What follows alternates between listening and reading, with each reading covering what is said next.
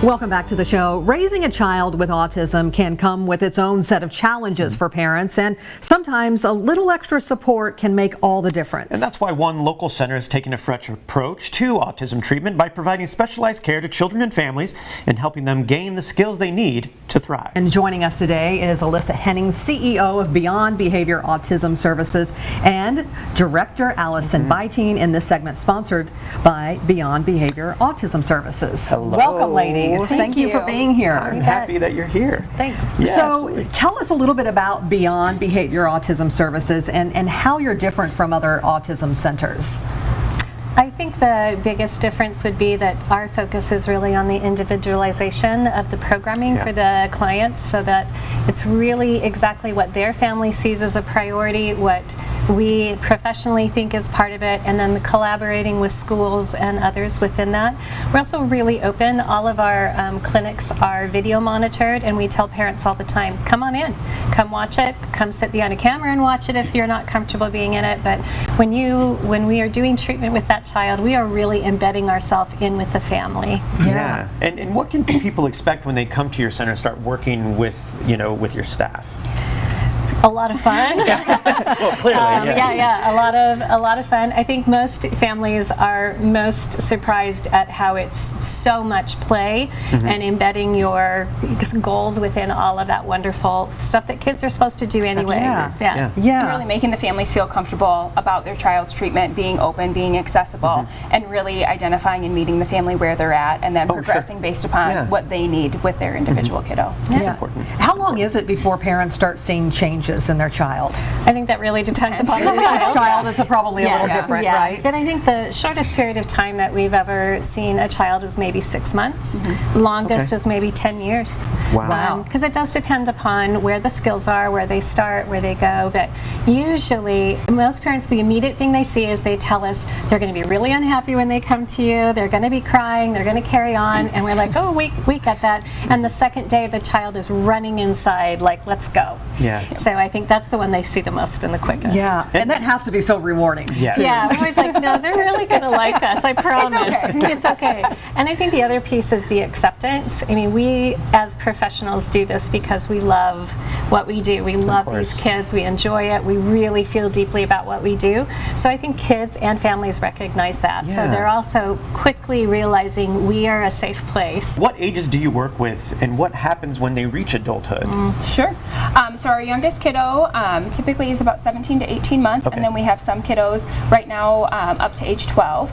Insurance is supposed to cover ABA services up to age 21. Okay. That gets a little bit more challenging and a little bit more difficult. As kiddos get older, that course of treatment looks a little bit different. We want to make sure that we don't have a 10, 12-year-old in with our little kiddos, playing with big Lego blocks and things like that. Yeah. Working more on social skills and age-appropriate development pieces, but we really take a lot of pride in being able to serve a range of kiddos, not just those littles. You also teamed up with a local organization that also works with kids with autism. Excuse me. So tell us about that partnership and how that works.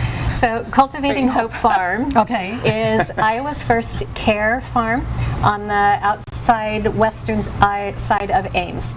And a family there started this with the hope that individuals who are neurodivergent and the community would come and engage with horses, with chickens, with sheep, with all of the animals. So it's not like a soybean farm.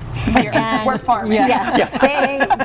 They have been building this up. They have a barn, an outbuilding, so we are leasing part of that space. It's finished as a finished space as a clinic, and then we're incorporating the goals that the clients are working on into the farm environment.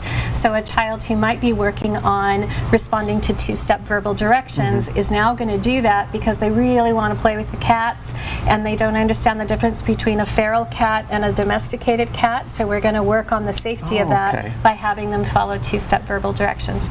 So we currently have 5 clients in there. We have room to take some more are, but it's definitely a unique situation. Now, if a parent believes their child may have autism, what's the first thing that they need to do? First step, definitely you want to talk to your family pediatrician about what you're seeing and what your concerns are. And then if the pediatrician shares those concerns, I, as a parent of small children, I always say you know your child best. Yeah. And so talking to your family physician, but then also getting a referral to get diagnostic testing completed. Okay. Early intervention is always best. So having those conversations early and often, if you start to notice that maybe you have some speech concerns or some social interaction concerns, anything of that nature. Okay. And so talk to us about the best way for folks to get in touch with you and learn about your services. Well, we have a website like everybody does, Okay. beyondaba.org, and on that site you can see all kinds of information about autism. You can also go in and click a referral or I want more info, get started, all of that. The site's also able to be translated into Spanish, so if you just click on the okay. translation, everything Great. comes back up in Spanish. We do have Spanish-speaking specialists, and we do treat a lot in the Spanish language too. Yes. Okay. So families can just go on there and send a referral, and our team of intake coordinators will reach back out and they'll talk to them about the process, they'll talk to them about what we need, the documents, and just basically help them navigate how to get it to happen. And you have several locations across the state? We do. Yeah. Currently, we have 11. Everywhere. Yeah, 11 is a lot, actually, yeah. Thanks for bringing that up again to us. Yeah, there's a lot. Yeah. Well, and it's really great because even just in our viewing area, there's quite a few. But I think that's good to have them in every community that you can, because then that eliminates Yeah. travel, and there's Yeah, just and a lot that's of really our passion and Yes. focus, is looking at smaller towns and issues. The services that you provide, obviously much needed in our communities, and especially here locally in Bettendorf. You say that you've already have expanded. Yeah, Yes, we've we- doubled our size in the last 4 years because That's crazy. we don't have room Yeah. for You're everybody. You're doing the good work. Yeah, we Doing the like good it. work. Yeah, definitely. Well, ladies, thank you so much for taking the thank you time to very come much. in and Thank talk you for to having us. Yeah, we Absolutely. appreciate it.